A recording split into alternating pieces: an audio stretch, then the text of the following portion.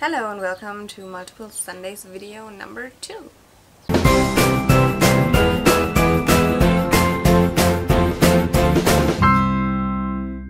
So today I want to talk about my diagnosis and about cortisone therapy. And yes, in my last video I said I want to keep it as short as possible, but I just shot the German part and I didn't even talk about the whole diagnose process, and it was already 20 minutes, so let's see how it goes. So, my diagnosis. I got diagnosed on April 10th, 2015, and for a long time beforehand I knew that something is wrong with my body.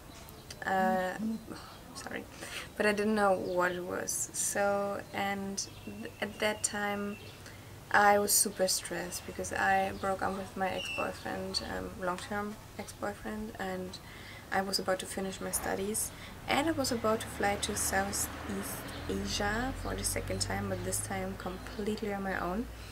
So yeah, it was pretty emotional. And then after a drunk night, I got a headache, and my hangover lasted longer than it usually does. And also the headache was weird because I just had it in this side of my head. I'm sorry. So, and also I got it for 2 weeks, and then after a few days I also got vision disorders in my right eye, and at that point I knew, okay, that's not normal. I would have never gone to the hospital because of a headache, but because of vision disorders, yes, definitely. So I went to the hospital, but it was Easter and also weekend, so they couldn't do an MRI. So I had to come back the next week.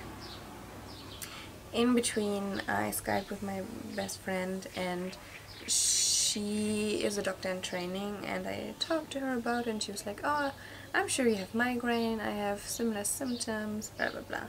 And I was like, okay, maybe, but the doctor said it could be something worse. What could be worse?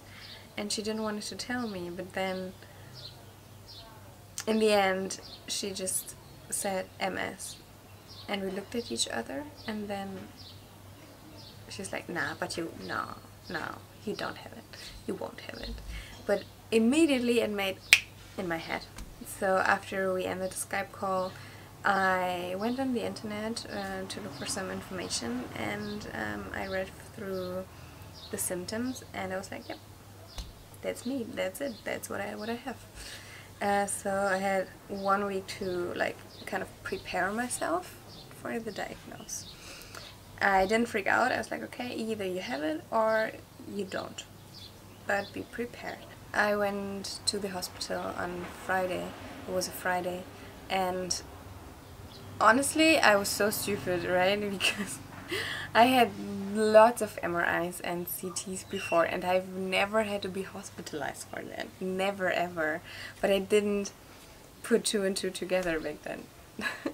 And then when I had the paper in my hand, which I have to bring to the MRI with me, it said Gemma is guessing that is MS. So it said already MS. I was like, Called my best friend for the short term because I didn't know what it meant back then, and yeah, it was guessing that is MS.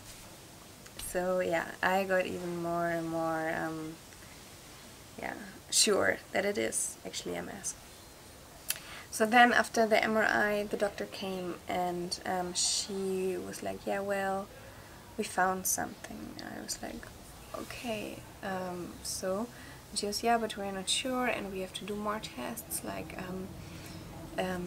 vision test and blood test and a lumbar puncture, and yeah, then we can say for sure. And I said to her, is it MS? And she looked at me so confused, surprised, like, why do you think it's MS? So I explained it to her, and she was like, yeah, well, probably. I was like, how high is the percentage? And she said 95, but we have to do more tests. I said, okay. I dropped like 3 tears and then went outside, called a few of my friends, cried a bit, smoked, and yeah, waited for my friend. And yeah, beforehand she took the blood, and then I was supposed to get the lumbar puncture. And in the meantime, my friend came. And he is a nurse, but for the military. He learned in the military and he went to Afghanistan. So yeah, he's familiar with hospital things. What? Okay, you know what I mean. So I asked the 2 doctors who were about to do the lumbar puncture on me, can he please stay and hold my hand? And they were like, no. Okay. Yeah, but he's a nurse and it will be fine and stuff. No. But the other 4 Turkish elderly ladies in my room were able to be in there. Thank you. Whatever. Then they did the lumbar puncture, and for those of you who don't know what a lumbar puncture is, it's they take brain water. I don't know the English right term. Sorry. The water in the brain, and you take it from down the spine, so really down, like shortly above your ass, and with a needle which is like this long, and they put the needle kinda deep in between your spinal things, and yes, you can probably already feel or imagine the pain, at least for me. And the thing is, so I had to sit like this, and on my lap I got my blanket and my pillow, and the one doctor was in front of me, and yeah, it's like, can I drink something please beforehand? No, just get it done. I was like, and then the doctor who was behind me doing the needle thing, she got the wrong spot, so she had to do it all over again. And I don't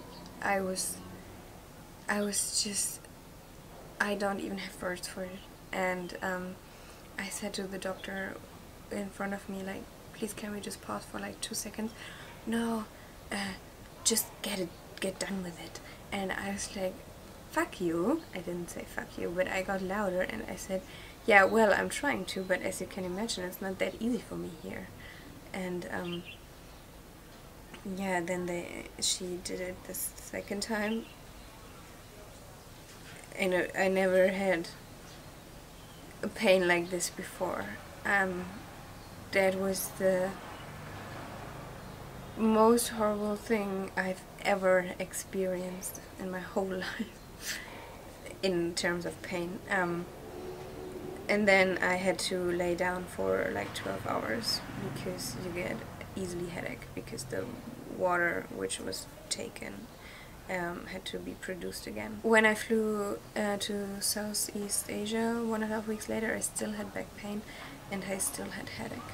The next day I already started the cortisone infusions, and so far I got cortisone infusions twice, each 5 days in a row, 1000 milligram, and one day, at 1 day, per day. And additionally to the cortisone, I have to take syringes, thrombosis syringes, and that was also pretty disturbing because then the next day after I got diagnosed, the nurse came in the morning, right, to wake up, blah blah blah, measuring the temperature, blah blah blah, and then just poof in my belly, douche. I was like, what the fuck is this shit for? Yeah, you have to take it now, 5 days here, and then 5 days you have to do it on your own at home. I was like, what the fuck? That nobody told me about that beforehand. No one. I don't even know if that's legal. And then oh my gosh, this video will be so long. But then, boy, so many memories, god damn it. And then the doctor who was in front of me during the lumbar puncture, you remember, right? I was in my bed. I just got the anti-thrombosis syringe, and then I looked to my left and I saw a kid next to my bed. And then I looked down and there was another kid, and I was like, where the hell are you coming from? And then the doctor arrived and I thought, like, what is it, bring your children to work day? What the fuck is this? And she's like, yeah, no, let's do the IV. And I was like, yeah, can you please remove the children? She was like, no, it's fine, they're used to it. And I'm like, but I am not, and I don't want it. Then she took them away outside the room. I was like, what the fuck? Not even asking me if it's okay. So, and then she tried to, lay the IV, you know, or the cortisone infusion, and she didn't manage it. So she's like, oh man, maybe you should have breakfast first. I was like, yeah, it's okay. So then she came back and she tried it on this hand, and I would have preferred it on my left hand because the right hand is the hand I do everything with. So then she tried it on the right hand, and I wasn't even looking. I was just like underneath my blanket, just hoping it will be over soon. And then at one point she started to scream like, shit, shit, shit, nurse, nurse, nurse, come here, clean that up. I was like, what the fuck did she do now? So she just put the bandage on and left. And also the cortisone, I think also the cortisone. And no nurse came to clean something up. So then I was just looking over my breast, down on the floor, a drop of blood like this, not more. And old blood between my fingers, and my friend had to clean it up because no nurse did it. Yeah, and then I got the cortisone, and the thing with, so I had two total different experiences with it. The first time was totally fine, and the second time I got cortisone therapy, god damn it, went totally wrong. That was just horrible. But the first time, it was alright. I was in a hospital, I had to take care of nothing. I got my food, my friends came, my co-workers came, everything was alright. The second time I decided to take cortisone was in August the same year, so 2015, and it was just horrible. So I felt like I would have a relapse, so I went to the hospital, and the doctor, she did some tests with me, like my nose and walking and jumping on one leg, and then she said, yeah, I think you have a relapse, take cortisone. I was like, okay, fine. So I did it ambulant, so I didn't get hospitalized. I was able to sleep at home and be at home actually the whole time, but I had to go to the hospital every day, like 5 days, right, to get my infusions. And it was summer, it was warm, and when it's like warm and sunny, the like, I don't know how to say, it gets stronger, the impact of the cortisone is stronger then. I always lose the ability to stop eating. I think it's pretty common. You don't have that feeling that you're full, so I could just eat and eat and eat and eat. And the water is like in you, so your whole body is like thicker. I don't know how to call it properly, I'm sorry. And also every time when the cortisone arrives the veins, you got this awful taste in your mouth. I can't really describe it, but it's just like, you know, when you maybe been drinking wine in the evening and you haven't been drinking any water, and then you're waking up and your mouth is like there. maybe a little bit like this. Yeah, so I went to the hospital every day, and I had to get the cortisone, and then I of course got the anti-thrombosis syringes again, and then I was on my anti-baby pill, contraception is it this? And then at that point I already had my basic, was injecting myself with my basic therapy. And additionally, because the first 2 nights the cortisone pushed me so hard, I had to take sleeping pills. So I was on 5 different medications.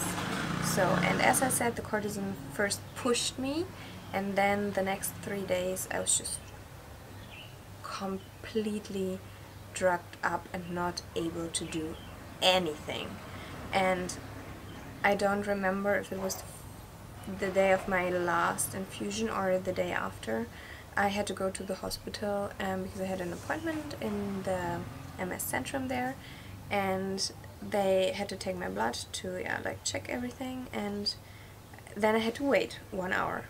And in between I went to another section in the hospital to get another appointment for my thumb. When I wanted to go back to the MS Centrum, I decided to stay outside because there's this huge lawn, and it was summer and I didn't feel able to sit any longer on those uncomfortable chairs, so I decided to just lay down in the grass. And I was so drugged up that I forgot where I was partly. I thought it's over now. I didn't know if I was sleeping or dreaming or hallucinating. I didn't know which time it was. I didn't know how many minutes have passed already. I was just completely drugged, and it was so frightening. I was so afraid. And in the end I got up and I went back to the MS Centrum and spoke to my doctor, and she was like, oh yeah, we found something and it's not good, it's something with your lungs, you should be hospitalized for 1 night. And I was just like, woof. I started to cry, fell off the floor, because I was like, fuck you. I just couldn't handle it anymore. I just wanted to go home, lay in my bed and do nothing and just pass out or die or whatever. And also I didn't know what it was, right? And then I had to wait before I was able to be hospitalized in that section, in that, what is it, station? No, whatever. And luckily then I got a 1-bedroom just with myself. That was pretty awesome. I was just completely not myself. I was so hysteric, I was mental, I was just crying. I didn't know. And actually it said on the paper, which I got with me with my data and stuff, it's like psycho, not psycho, but mental, not that stable. And honestly, if I would have seen myself like this, I would like hospitalize me in the psycho center. Then later also a doctor told me that, oh, it's not that bad, it's just a little bit high, the value in your body. And then he said to me, funnily, oh yeah, do you want another pill to calm you down? I was like, why should I take another drug when I already feel so drugged? That was just stupid. No. Yeah, so basically I just slept for like almost 24 hours. And I actually didn't want to leave the next day because I was like, this is so nice, and I got my view in the park, and I get my food. I don't have to take care of anything, and this is so relaxing. Please let me stay. But I couldn't, so yeah, I went back home. But this experience was very, very frightening for me. So would I take again? Here in Thailand, the thing is that I think I would have to pay it for myself, so I think it would be very expensive. Also, I don't want to be in the hospital for that long on my own, because normally in Thailand it's the case that always somebody has to be with you. to take care of you. And if I would take like a room for myself, it would add up the costs. And of course, if it's about health or money, of course health always wins. But yeah, and I don't know if they do it ambulant, and I don't know if I would actually choose to do it ambulant because it's so hot, and then cycling in this weather and this traffic, hell no. I don't want to die so soon. And I think in general I would only take cortisone if, for example, I lose my vision, or I can't walk anymore, or I can't move my body or parts of my body anymore. If it's really strong disorders, then yes, I would take cortisone. But if it's, from my point of view, not that bad, I will just rest. Take a week off, rest, eat some good pasta, watch a good movie, and just take care of myself. I wouldn't, no, I want to stay sober actually, in that case, to really be able to feel what is happening to my body. And I don't want to be that drugged up and don't have any control over it. Because if you would compare it with being drunk, when I'm drunk, it just gets, I sober up and up and up and up and up and up and up, right? The alcohol, till the alcohol is completely out of my system. But I've had like with cortisone, it gets better, then it gets worse again, then it gets better, and then it gets worse again, and I never know when it's actually over, and this is very scary, and I don't like the feeling. So yeah, I wouldn't take it anymore if it's not really necessary. But how about you? Have you ever been taking cortisone? What were your feelings? Can you relate to what I'm saying, or have you experienced it completely differently? Completely different? You know what I mean. I would be very interested if you could tell me something about it, about how you experienced it. And yeah, I think that's it for today's video. Next time I will tell you something about my basic therapy, and to keep it still as short as possible, I will say goodbye to you now. Have a lovely day and bye!